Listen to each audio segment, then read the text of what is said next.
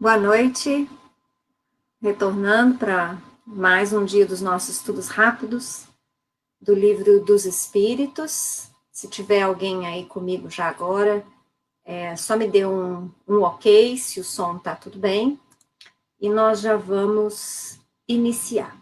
Para quem está chegando hoje, a gente está estudando já a segunda parte do Livro dos Espíritos, no capítulo 1, e nós estamos no subtítulo Progressão dos Espíritos. E hoje nós temos a nossa aula de número 35. Passou tão rápido, né, gente? E lá já se vão 10 semanas de estudos. Nossa, não deu nem para sentir. Eu, pelo menos, achei que passou muito rápido. Mas vamos dar continuidade. Ontem nós paramos o nosso estudo na questão 122 do Livro dos Espíritos, justamente sobre a questão do livre-arbítrio. Então, o livre-arbítrio se desenvolve à medida que o espírito adquire consciência de si mesmo. Olha só. Então, quanto mais evoluído o espírito, mais consciente de si ele é. Ou seja, quanto mais avançado intelecto moralmente o espírito, mais ele conhece-se a si mesmo. Então, essa, digamos assim, é toda uma busca do espírito imortal. Vocês já devem ter percebido que muitas lições de Jesus nos convidam a esse conhecimento interior, né? Com relação à oração, à vigilância que nós devemos ter. No Evangelho segundo o Espiritismo, o Espírito de Santo Agostinho, ele traz uma mensagem muito significativa. E, em resumo, ela fala que, ao final de cada dia, ele perguntava a si mesmo como havia sido o seu dia, o que ele tinha feito das suas horas, o trabalho que ele tinha realizado, se ele havia auxiliado alguém ou prejudicado alguém. Mas, mais que isso, ele questionava como haviam sido os seus pensamentos, as suas emoções. E desse apanhado geral, ele aprendia a conhecer-se um pouco mais e, digamos assim, a trabalhar as melhorias que ele queria ter dali para frente. Então, conhecer-se é imprescindível. Então, quando os espíritos falam que o livre-arbítrio caminha juntamente com a consciência do espírito, é porque quanto mais avançado o espírito, maior consciente da sua tarefa ele é. E aí nós vamos percebendo, então, por que em lições passadas nós vimos que os espíritos superiores, eles têm maiores tarefas diante da criação, porque em unicidade com o Pai, conscientes da tarefa, do papel que cada um exercita no campo da criação infinita, ele se compromete mais, ele realiza mais, porque ele pode mais. Essa consciência que vem da evolução intelecto-moral, ela permite que o espírito realize muito, até que ele seja, então, um dos ministros do Pai, ou seja, ele é aquele que executa a vontade do Pai. Lá na questão 122, nós vamos ver isso. Se houvesse uma divina determinante do caminho do espírito, não haveria liberdade. A causa não está nele, está fora dele, nas influências a que cede em virtude de sua livre vontade. Nessa questão 122, Kardec pergunta, basicamente, se nós trazemos em nós uma causa determinante, um fator preponderante que nos dirigiria para o mal ou para o bem. Bom, se nós acreditássemos que houvesse este fator divino preponderante, uma causa contra a qual nós nada pudéssemos fazer e que nos dirigisse para o bem ou para o mal, nós teríamos que concluir que Deus não é justo, que Deus não nos ama igualmente. Porque nós teríamos que imaginar o Pai realizando na criação uma tarefa de escolha entre os seus filhos. Você, eu quero que siga o bem. Você, eu quero que siga o mal. Você, eu quero que você sofra muito. Você, eu quero que tudo seja mais fácil. E um pai dessa forma não seria justo. E nem nos amaria igualmente. Como Deus é a perfeição, a suprema bondade, justiça absoluta e nos ama igualmente a todos, a todas as suas criaturas, nós não podemos entender, não podemos conceber a existência deste fator preponderante, ou seja, não é Deus que escolhe se eu vou ser mal ou bom. Não é Ele que imprime no meu espírito bondade ou maldade. Nós já discutimos isso em lições anteriores, que maldade ela não existe por si, ela é ignorância. Então, quis o Pai que as suas criaturas, quando ele cria o princípio inteligente do universo, são todos simples e ignorantes, igualmente, sem nenhuma tendência. E estes princípios inteligentes que no caminho evolutivo vão fazendo escolhas. Nós poderíamos pensar que a escolha ainda não faz parte do princípio inteligente quando ele estagia nos reinos mais primitivos, no mineral, no vegetal e pelo menos em grande parte do animal. Mas se nós analisarmos as experiências do espírito no reino hominal, a escolha ele possui desde o início da sua experimentação, desde homem primitivo, desde o antropóide. O espírito já faz escolhas. E as suas escolhas, elas vão ditando o caminho que ele vai seguindo, sem nenhuma tendência concedida pelo Pai. Nós temos liberdade para fazer escolhas. Mas olha só, nessa questão 122 que vocês estão vendo aí, o que os espíritos falam? A causa, quer dizer, a causa determinante, o que dirige um caminho ou para o outro, não está no espírito, ou seja, nós não recebemos essa determinante do Pai, mas está fora dele, nas influências a que cede em virtude de sua livre vontade. Que influências são essas? É claro que nós já falamos várias vezes aqui que nós não vivemos solitários. Isso de solidão não existe.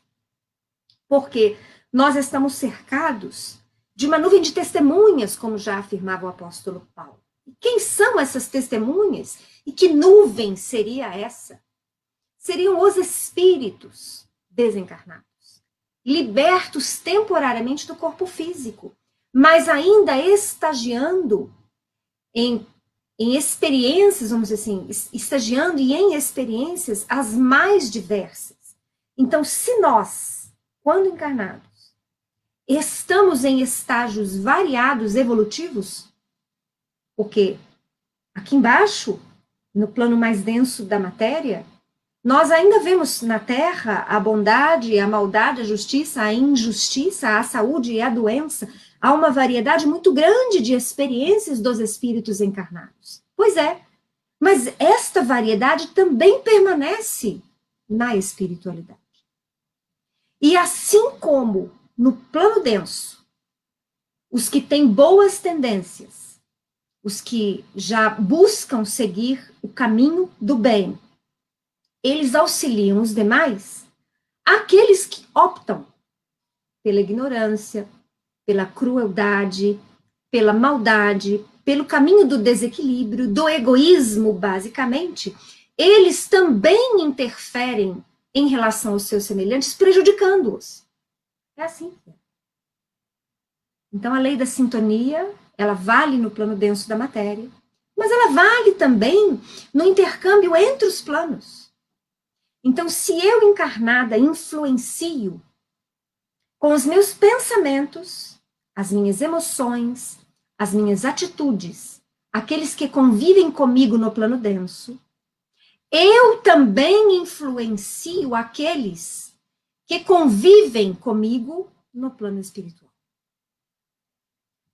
Os espíritos desencarnados influenciam-se entre si nos planos espirituais.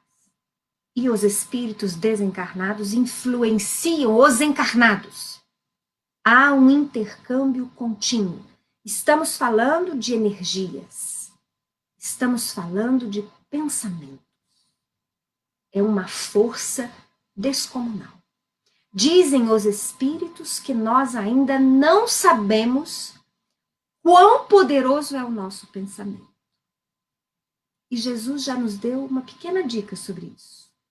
Quando ele fala que se a nossa fé fosse do tamanho de um grão de mostarda, nós diríamos a esse monte, passa daqui para acolá, e ele iria mover-se. Jesus demonstrou mais. Pela força da sua vontade, ele curou. Pela força da sua vontade, ele multiplicou pães, peixes. Pela força da sua vontade, ele tocou incontável número de corações. Então, vocês imaginem que se nós estamos, tanto faz, no plano dos encarnados, quanto nos planos espirituais, nós estamos sofrendo influência, sim. Nós já vimos questão passada, que muitas vezes, desconhecendo esta verdade, nós sequer paramos para pensar que em situações várias são eles que nos dirigem, ou seja, a influência é tão grande, tão profunda, que a gente acha que é a gente que está resolvendo, a gente que está pensando, e, no entanto, nós somos manipulados por espíritos. Queira Deus que nós possamos ser influenciados profundamente por espíritos bons, mas nem sempre é isso que acontece. E é isso que essa questão 122 está falando. No início da sua trajetória no reino nominal, em que o espírito está iniciando a sua tomada de individualidade, digamos assim, que até então ele veio numa construção da individualidade. No reino nominal ele sabe que ele é um indivíduo. E eu sei que eu me diferencio dos demais. E eu posso pensar hipoteticamente. Coisas que os animais não podem fazer. Então, quando eu começo a estagiar no reino nominal, o meu espírito, que ainda traz digamos assim, princípio de inteligência, princípio moral, porque é aqui que começa realmente o carreira evolutivo, porque aí eu estou já com uma estrutura racional montada, eu tenho a inteligência e eu tenho que governar a minha inteligência, é que agora é que são feitas as escolhas. Se eu me deixo influenciar pelas propostas do bem, eu caminho evoluindo no bem. Se eu me deixo influenciar por propostas do mal, do egoísmo, da ignorância, eu vou trilhar o caminho mais difícil da maldade. Mas vamos continuar. Essa questão 122, na linha A, Kardec ainda pergunta: de onde vêm as influências que sobre ele se exercem? Eu já respondi, mas vamos lá para a resposta dos espíritos. Dos espíritos imperfeitos, que procuram apoderar-se dele, dominá-lo e que rejubilam com fazê-lo sucumbir. Foi isso que se intentou simbolizar na figura de Satanás. Então aqui, os espíritos tocam neste que é um assunto comum às demais religiões. Porque se nós formos analisar as religiões tradicionais, dogmáticas, elas vão falar muito de Satanás, do capeta, do demônio. Então aqui os espíritos tocam nesse assunto dizendo que Satanás é uma figura que simboliza os espíritos imperfeitos, que por ora ainda se rejubilam em prejudicar os seus irmãos mais atrasados, seus irmãos mais imaturos, seus irmãos que estão iniciando a trajetória de evolução do espírito, com E maiúsculo. Então vocês vão perceber que eu fiz questão de frisar. Irmãos espíritos imperfeitos que por ora, porque nenhum, isso eu assino embaixo, nenhum espírito criado pelo Pai vai deixar de um dia evoluir. É por isso que eu afirmo que nós estamos condenados a evoluir. Eu não estou dizendo em quanto tempo isso vai se dar, e nem os espíritos fazem essa afirmação, porque é uma variedade imensa, justamente porque vai depender da vontade, da escolha de cada indivíduo, de cada ser. Se eu levo 1 milhão de anos, 1 bilhão, 100 bilhões para o aprendizado das necessárias lições em busca da perfeição. O que importa é que eu vou chegar lá. Todo este tempo infinito, porque não tem limite, nós podemos dizer dessa forma, é concessão do Pai. E a reencarnação é um entendimento que aclara nas nossas mentes a diversidade das experiências, muito sofridas umas, mais suaves outras, mas todos buscando este caminho da perfeição. Na linha B dessa mesma questão 122, Kardec pergunta: tal influência só se exerce sobre o espírito em sua origem? Ou seja, só nesse comecinho? Só no comecinho? Então a gente lá está lá como homem primitivo, né? Ainda sem muita noção de certo e errado. E aí só aqui nesse início é que nós sofremos a influência destes espíritos imperfeitos, e eles dizem que acompanham na sua vida de espírito, até que haja conseguido tanto império sobre si mesmo que os maus desistam de obsidiar. Ou seja, nós estamos sujeitos às influências dos espíritos imperfeitos durante toda a nossa trajetória de espíritos. E eles, os espíritos desencarnados e imperfeitos, que se rejubilam no mal, só irão desistir de tentar nos influenciar, de tentar nos obsidiar, quando nós tivermos tamanha consciência de nós mesmos, quando orarmos e vigiarmos absolutamente, não nos desviarmos do caminho, quando nossos pensamentos, nossos sentimentos e nossas atitudes sejam todas elas comprometidas com a bondade, com Jesus, com a harmonia das relações, com a paz, com a fraternidade, com o respeito aos semelhantes, todos eles. Então, só quando nós estivermos conscientes e dominarmos em absoluto quem nós somos, que nós deixaremos de sofrer das influências negativas ou de sofrer pelas obsessões.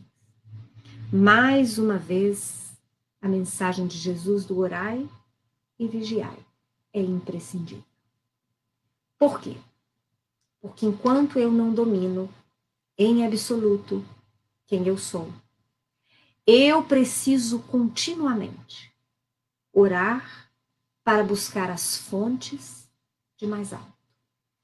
Orar para buscar sentimentos e energias que acalmem minha alma, pacifiquem o meu coração, me ensinando, porque eu ainda não sei, a humildade, a paciência, a compreensão, a aceitação, a confiança no Divino Pai.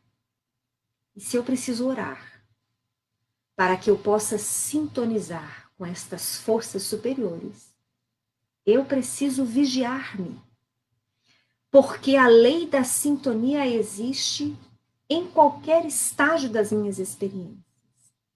Exatamente as minhas escolhas no campo do pensamento, das emoções e das ações definem a companhia que eu atraio encarnado e desencarnado. Orar e vigiar. Mas vamos continuar.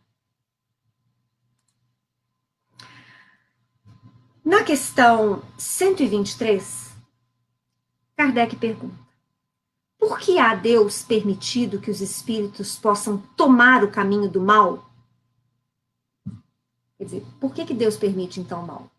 Por que Deus permite que estes espíritos nos prejudiquem, né? Ou nos aliciem, nos influenciem? Essa que é a pergunta de Kardec. E aí os espíritos batem firme com ele nessa resposta. Eles dizem assim: como ousais pedir a Deus contas de seus atos? Supondes poder penetrar-lhe os desígnios? Podeis, todavia, dizer o seguinte: a sabedoria de Deus está na liberdade de escolher, que ele deixa a cada um, porquanto assim cada um tem o mérito de suas obras. Vocês lembram a nossa conversa de ontem?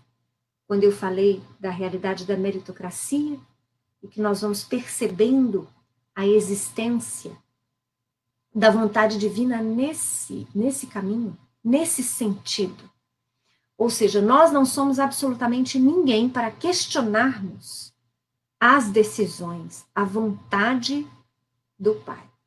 Mas fato é que Deus nos concede a liberdade para escolher, para que nós possamos ter o mérito das boas escolhas. É o velho ditado. Cada plantio com a sua colheita. Entre outras palavras, eu posso plantar livremente, eu posso escolher livremente, mas a colheita é obrigatória. Eu vou colher consoante o plantio que eu fiz. Ou eu vou deixar de colher se eu não fiz nenhum plantio. Vamos continuar. Na questão 124, Kardec pergunta: pois que há espíritos que desde o princípio seguem o caminho do bem absoluto e outros o do mal absoluto, deve haver, sem dúvida, gradações entre esses dois extremos, não? E respondem eles: sim, certamente. E os que se acham nos graus intermédios constituem a maioria. Somos nós. Nós estagiamos num mundo de provas e de expiações, caminhando num processo lento de transição e, quiçá, um dia nós estaremos estagiando num mundo de regeneração, porque a Terra será um mundo de regeneração. E dentro desta realidade que é nossa, a realidade em que nós estagiamos em planos médios planetários. Na verdade, eu estou sendo até positiva, otimista, porque a Terra, como planeta de provas e expiações, ela está mais próxima dos mundos primitivos do que dos mundos de felicidade plena. Ou seja, nós somos espíritos intermediários. Somos aqueles que constituem a maioria na Terra. Somos aqueles que viemos no decorrer de milênios, fazendo muitas escolhas. Já fizemos boas escolhas, certamente. Estamos fazendo hoje boas escolhas também. Mas já fizemos também muitas escolhas errôneas.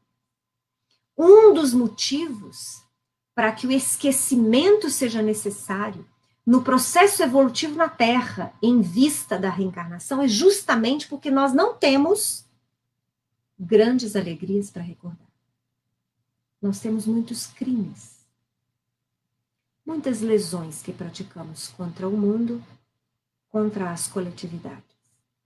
E justamente para que possamos reaprender, refazer, reconstruir, é necessário esse esquecimento, porque senão nós não teríamos forças para prosseguir. Tamanho seria o peso das nossas culpas. Então, o esquecimento é misericordioso, é dádiva misericordiosa do Senhor. Em mundos superiores, há necessidade deste esquecimento nos processos reencarnatórios? Dizem os espíritos que não. Porque em mundos superiores, os espíritos já têm mais alegrias para recordar das suas experiências passadas. Então, eles conseguem recordar-se daquilo que fizeram, inclusive dos seus erros, para que eles possam, então, consertá-los. Mas espíritos superiores, jamais estruturados, psiquicamente, emocionalmente, espiritualmente, para lidar com os erros. Coisa que nós ainda não estamos preparados. É muito difícil lidar com erros que se arrastam por milênios. Nós não estamos falando de um errinho. Estamos falando de erros muito severos. Basta que a gente olhe para a história das civilizações. O quanto de violência, o quanto de desrespeito, o quanto de intolerância, o quanto de egoísmo as civilizações na Terra vêm arrastando até aqui. Já melhorou muito, mas nós ainda não construímos estrutura suficiente para lembrar de absolutamente tudo o que já fizemos, de tudo também que não fizemos. Mas vamos continuar. Na questão 125, os espíritos perguntam: os espíritos que enveredaram pela senda do mal poderão chegar ao mesmo grau de superioridade que os outros? Sim, mas as eternidades lhes serão mais longas. E aí, Kardec faz um pequeno comentário sobre esse dito dos espíritos, as eternidades. Ele diz assim: por estas palavras, as eternidades, se deve entender a ideia que os espíritos inferiores fazem da perpetuidade de seus sofrimentos, cujo termo não lhes é dado ver, ideia que revive todas as vezes que sucumbem numa prova. O que quer isso dizer? Que os espíritos imperfeitos, ao colherem o fruto das suas más escolhas, sofrem. E sofrem sem ver o final deste sofrimento. Eles não têm uma data pré-fixada, porque não existe uma data pré-fixada. O sofrimento só se encerra quando há aprendizado. E, em geral, muitas vezes, estes espíritos imperfeitos, eles se revoltam contra Deus. Se revoltam contra esta colheita que eles mesmos plantaram. E porque se revoltam, prolongam mais ainda o tempo que permanece nesta colheita de sofrimento e de dor, de dificuldades, de desafios. Então, nenhum espírito, nós voltamos a afirmar, porque é isso que os espíritos deixam muito claro, ele vai permanecer por toda a eternidade sofrendo. Não, isso não existe. Todo estágio na imperfeição, na ignorância, é sempre temporário. Mas, para alguns espíritos, esta temporalidade, ela parece muito longa. Não é incomum nas reuniões mediúnicas, ao dialogarmos com espíritos que sofrem, obsessores, perseguidores, espíritos ainda tomados pelo ódio, mas percebendo nós que eles sofrem, porque quem odeia sofre, quem persegue sofre, quem obsidia sofre, porque aquilo que ele faz para o outro, ele recebe para si. Então, ele não deixa que o outro tenha paz, mas ele também não tem paz. E então, neste diálogo que muitas vezes nós realizamos com os espíritos desencarnados, nessas situações de imperfeição, de perseguição, em geral, eles dizem que eles não merecem nada, que eles merecem sofrer. E por que eles merecem sofrer? Eles querem que aqueles que os prejudicaram também sofram. Eles não percebem que também para eles há um momento de auxílio do Pai. Mas para que esse auxílio se efetive, é preciso que eles exercitem a sua vontade pela modificação, pela busca do bem. Essa foi a questão 125. Amanhã nós vamos falar da questão 126, porque o nosso horário está acabando. Mais uma vez, eu agradeço a presença de todos que estão aqui comigo. Espero que estejam gostando dos nossos estudos. Até amanhã, às 7 horas, dando continuidade, então, à nossa questão 126 do Livro dos Espíritos. Um abraço.